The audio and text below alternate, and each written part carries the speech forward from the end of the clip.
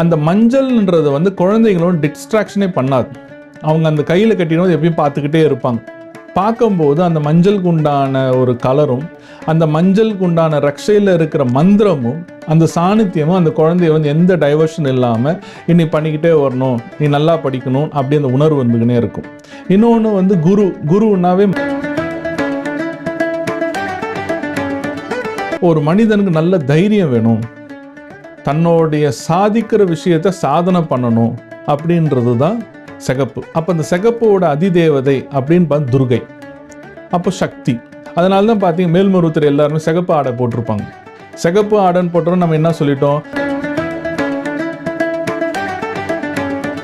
ஒரு நெகட்டிவ் எண்ணம் வந்து வரக்கூடாது அப்படின்னு இருக்கும்போது தான் திருஷ்டியை மாதிரி கட்டியிருக்காங்க கருப்பு ரக்ஷையை. அப்போ அந்த கருப்பு ரக்ஷை வந்து எந்த இடத்துலேருந்து எடுத்துகிட்டு வந்து கட்டுறது உங்களுடைய இது.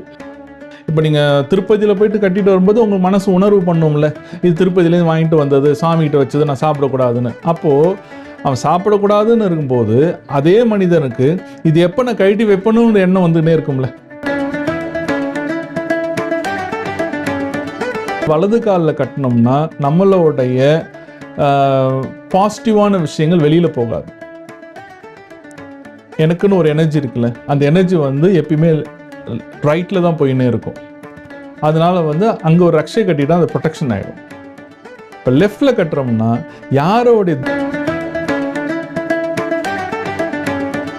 காலில் திருஷ்டி வராமல் இருக்குது ஒரு ரக்ஷை கட்டும். போயிட்டு முனீஸ்வரர் கோயிலில் போய் வாங்குகிறோம். அப்போ வாங்கும்போது அங்கே இருக்கிற ஐயர் பூஜாரி என்ன பண்ணுவார்னா அந்த கருப்பு கயிறில் 9 முடிச்சு போடுவார். முடிச்சு போடும்போது அவர் மந்திரம் சொல்லுவார், மந்திரம் ஊதி ஊதி கொடுப்பார். அப்போ அந்த ஊதி கொடுக்கும்போது ஒவ்வொரு முடிச்சும் அந்த மந்திரம் வந்து சேவ் ஆகிருக்கும், அதில் போய் தங்கி இருக்கும். அதனால தான் அந்த 9 கட்டு.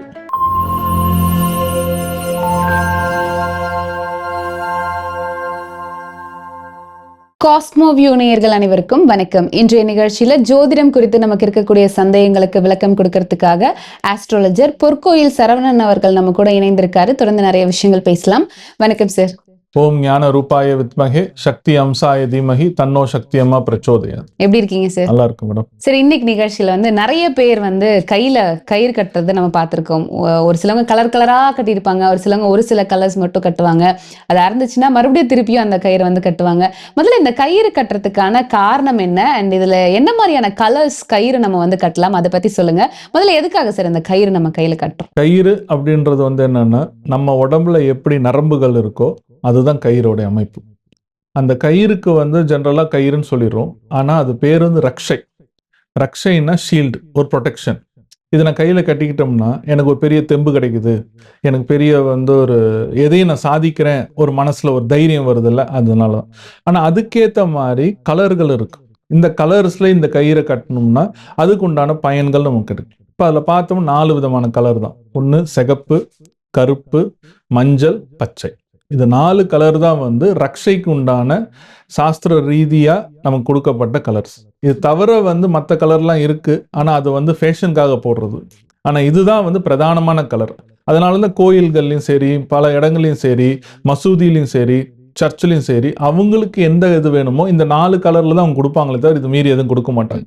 இப்போ நீங்கள் வந்து தர்காவுக்கு போனீங்கன்னா பச்சை கலர் கயிறு தான் கொடுப்பாங்க. அப்போ பச்சை அப்படின்ற போது என்னன்னா புதனோட அமைப்பு. அப்போ பொதுவாக வந்து ஒரு பிரச்சனைன்ற போது நம்ம என்ன சொல்கிறோம், நீங்கள் பாய்கிட்ட போங்க, ஊதி விடுவாங்க, சரியா போயிடும், அங்கே போயிட்டு சாம்பிராணி போடுங்க, சரியா போயிடும். அப்போ பச்சைன்றது வந்து புத்தினா புதன். அப்போ நம்மளோட மென்டல் ப்ரெஷர் தேவையான விஷயங்களுக்கு எல்லாமே வந்து பச்சை வந்து ரொம்ப பிரதானமான கலர். அப்போ அதனால வந்து அங்கே ஒரு போயிட்டு அவங்க ஊதும்போது நம்ம மனசில் இருக்கிற எல்லா பிரச்சனையும் தீரும். பொதுவாக வந்து மனப்பிரச்சனைக்கு தான் வந்து புதன், குழப்பங்கள், அதனால ஆன்சைட்டி, அப்புறம் வந்து எனக்கு சதா வந்து எப்போ பார்த்தாலும் பயமாகவே இருக்கு அப்படின்றது, என்னோட குழந்தை எப்போ பார்த்தாலும் அழுதுகினே இருக்கான், பயந்து பயந்து அழுகுறான் அப்படின்வாங்க. இப்போது பயந்து பயந்து அழுகிற குழந்தைய வந்து நம்ம ஆட்கள் எங்கே கூப்பிட்டு போவாங்கன்னா, ஒன்று மசூதி கூப்பிட்டு போவாங்க, இல்லை முனீஸ்வரர் கோயிலுக்கெல்லாம் கூப்பிட்டு போய் ஊதிட்டு வரணும், தண்ணி தெளிச்சுட்டு வரணும் அப்படிதான் சொல்லுவாங்க. ஏன்னா வந்து இது ரெண்டுமே வந்து அந்த மனம் சம்பந்தப்பட்ட விஷயத்துல இருக்கிறதுனால தான் இது செய்யறது. இந்த படிப்பு சார்ந்த விஷயம் இதில் அடங்குமா சார்? கண்டிப்பா. இப்போ குழந்தை வந்து நல்லா படிக்கணும் அப்படின்னும் போது குருவோட கலர் வந்து மஞ்சள். இப்போ அந்த மஞ்சள் உண்டான விஷயத்தை வந்து நம்ம செஞ்சு கொடுக்கணும். அப்போ என்ன பண்ணிக்கலாம்னா, குருன்ற மஞ்சள் கயிறு வாங்கிட்டு வந்து நம்ம வீட்டு பக்கத்தில் இருக்கிற தட்சிணாமூர்த்திக்கு போயிட்டு அவர் சன்னதியில் அதை வச்சுட்டு அந்த குழந்தை பெயரை வந்து சொல்லி அர்ச்சனை பண்ணிட்டு அதை எடுத்து குழந்தைங்க வந்து கட்டினோம்னா குழந்தைங்க வந்து நல்லா படிப்பாங்க. ஏன் அதில் படிப்பாங்கன்னு கான்சென்ட்ரேட்டாக சொல்லும் போது, அந்த மஞ்சள்ன்றது வந்து குழந்தைங்களோட டிஸ்ட்ராக்ஷனே பண்ணாது. அவங்க அந்த கையில் கட்டிடும் எப்பயும் பார்த்துக்கிட்டே இருப்பாங்க. பார்க்கும்போது அந்த மஞ்சளுக்கு உண்டான ஒரு கலரும் அந்த மஞ்சளுக்கு உண்டான ரக்ஷையில் இருக்கிற மந்திரமும் அந்த சாநித்தியமும் அந்த குழந்தைய வந்து எந்த டைவர்ஷன் இல்லாமல் இன்னி பண்ணிக்கிட்டே வரணும், நீ நல்லா படிக்கணும் அப்படி அந்த உணர்வு வந்துக்கினே இருக்கும். இன்னொன்று வந்து குருனாவே மாஸ்டர். அப்போ இந்த பசங்க வந்து எப்பயுமே வந்து ஆசிரியருக்கு டீச்சருக்கு கட்டுப்பட்டு நல்லா படித்து நல்ல ஒரு டிசிப்ளினாக வருவாங்க. அதனால தான் அந்த குருவோடைய மஞ்சள் ரக்ஷை.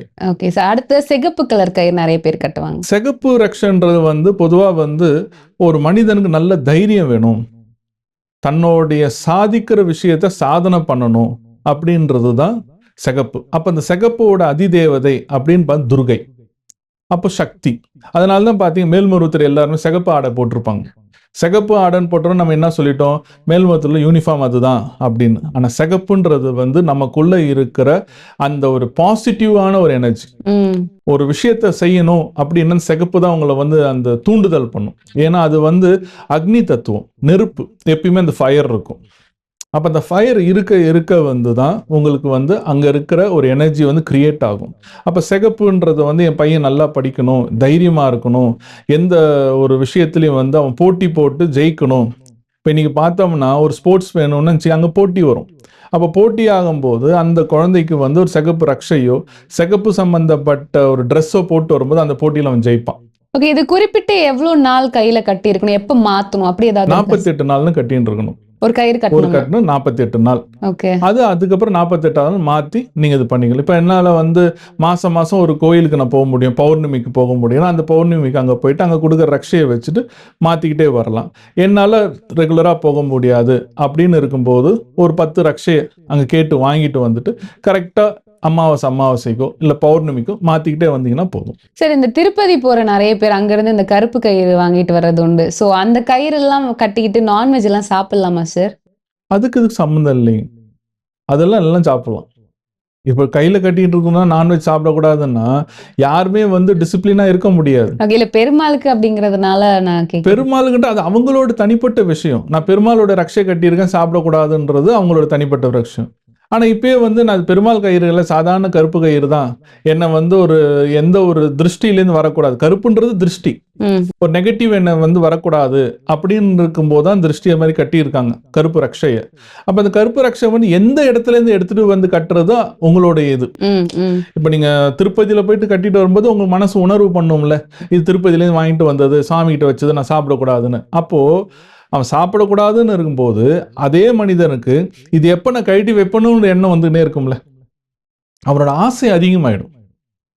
அப்போ அந்த ஆசை அதிகமாகிடுச்சுன்னா அப்போ உடனே என்ன பண்ணுவான், அடுத்த நாள் கட் பண்ணி போட்டுருவான். இப்போ இன்னைக்கு போகிறாங்க கட்டிக்கிறாங்க, அவன் போகிற ஃப்ரெண்ட்ஸ் எல்லாமே நான்வெஜ் ஹோட்டலுக்கே கூப்பிட்டு போயிட்டே இருந்தாங்க. இவர் என்ன பண்ணுவார், கஷ்டம் தானே. அப்போ அதனால வந்து ரெஸ்ட்ரிக்ஷன்ஸ் கிடையாது. உனக்கு எப்படி உன்னோட சூழ்நிலை அமையுதோ அந்த சூழ்நிலைக்கு ஏற்ற உங்களை மாற்றிக்கிறது தான் உங்களோட சாமர்த்தியம். நான் பெருமாள் கயிறு கட்டின்னு இருக்கேன், ரக்ஷை கட்டியிருக்கேன், அதனால வந்து நான் வந்து நான்வெஜ்ஜே வந்து எடுக்க மாட்டேன்ற போது அது அவங்களோட தனிப்பட்ட விஷயம், அது அவங்களோட டிசிப்ளின். ஸோ குறிப்பாக இந்த கருப்பு வந்து திருஷ்டிக்காக அப்படின்னு சொன்னீங்க. அந்த கருப்பு கலர் கயிறு கட்டுறாங்க, சிலவங்க காலில் கட்டிக்கிறாங்க சார். காலில் வந்து சிகப்பு கருப்பு ரெண்டுமே கட்டலாமா? இல்லை, காலில் பொறுத்த வரைக்கும் சனி பகவானுடைய இடம், அதனால சனி பகவானுக்கு எப்பயுமே கருப்பு தான். அதனால கருப்பு ரக்ஷை தான் வந்து காலில் கட்டணுமே தவிர வேற எந்த கலரும் கட்டக்கூடாது. அதுவும் வந்து 2 விதமாக இருக்கு. ஒன்று, வலது காலில் கட்டினோம்னா நம்மளுடைய பாசிட்டிவான விஷயங்கள் வெளியில் போகாது.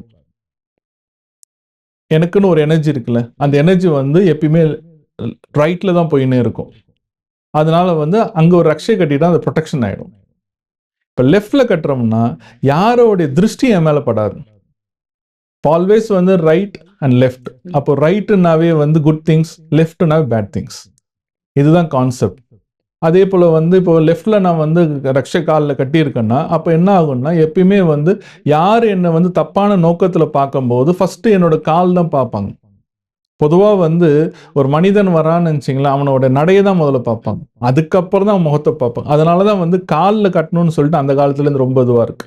அப்போ காலில் நீ கட்டணும்னாவே வெறும் கருப்பு ரக்ஷை தான் கட்டணும். ஓகே. அதுலயே வந்து நிறைய பேர் முடிச்சு போட்டெல்லாம் கட்டுறாங்க. அதுல ஏதாவது ஸ்பெசிஃபிக்கா அப்படி ஏதாவது இருக்கா சார்? கண்டிப்பா முடிச்சுன்றது வந்து கட்டு. அப்போ ஒரு 9 முடிச்சு போடும், 9 கட்டு. அப்போ 9 கட்டு என்னன்னா, எந்த அந்த ரக்ஷையை ஒரு எனர்ஜைஸ் பண்றீங்களே, அந்த எனர்ஜைஸ் தான். இப்போ உதாரணத்துக்கு காலில் திருஷ்டி வராமல் இருக்குது, ஒரு ரக்ஷை கட்டுறோம். போயிட்டு முனீஸ்வரர் கோயிலில் போய் வாங்குறோம். அப்போ வாங்கும்போது அங்கே இருக்கிற ஐயர் பூஜாரி என்ன பண்ணுவார்னா, அந்த கருப்பு கயிறில் 9 முடிச்சு போடுவார். முடிச்சு போடும்போது அவர் மந்திரம் சொல்லுவார். மந்திரம் ஊதி ஊதி கொடுப்பார்.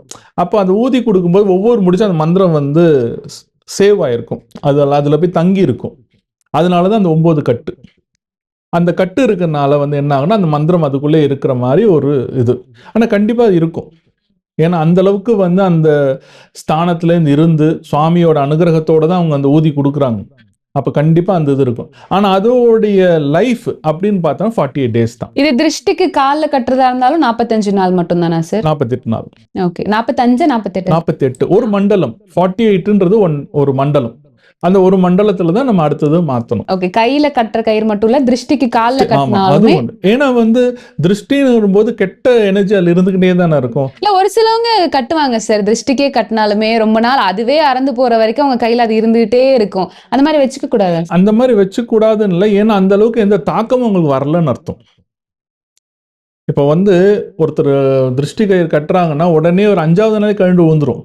ஆனா விழுந்தனா விட்டுறணும். நம்ம ஆட்கள் திருப்பி அதை எடுத்து கட்டின்னு இருப்பாங்க. ஆமா, அது அது பண்ணக்கூடாது. கட்டக்கூடாது. ஏன்னா அந்த திருஷ்டி அதிகமான பாதிப்பு இருக்கிறதுனால தான் அது தானா கழண்டு விழுது. அப்ப கழண்டு விழுறதுன்னா அது எங்க பூமியில தான் விழுது. பூமி தான் நமக்கு வந்து நியூட்ரலைஸ் பாயிண்ட், கிரவுண்டிங் பாயிண்ட் பூமி தான். அப்ப அந்த பூமியில விழுந்த பிறகு அதோட விட்டுறணும். திருப்பி வந்து நம்ம புதுசாக தான் கட்டணும். இப்போ வந்து 48 நாள் ஆச்சு, ஒரு 64 ஆச்சு, எதுவுமே எனக்கு தெரியலன்னா அவங்களுக்கு அந்த அளவுக்கு தாக்கம் இல்லைன்னு இருக்கும். அப்போ அந்த எனர்ஜி இருக்கு. ஆனால் பொதுவாக வந்து எந்த திருஷ்டி கட்டினாலும் சரி, எந்த ரக்ஷையும் கட்டினாலும் சரி, 48 நாள்னா அதோடைய லைஃப். இது வந்து ஒரு பேட்டர்ன். ஓகே. ஸோ இன்னைக்கு நிகழ்ச்சியில் நிறைய பேருக்கு பயனுள்ள ஒரு தகவல். இந்த கையில் கட்டக்கூடிய கயிறு, அதை நம்ம எப்படி பார்த்து கட்டணும், என்ன மாதிரியான கலர்ஸ்லாம் நம்ம பயன்படுத்தலாம் அப்படிங்கிறத பற்றி எங்களுக்காக சொன்னீங்க. நன்றி சார்.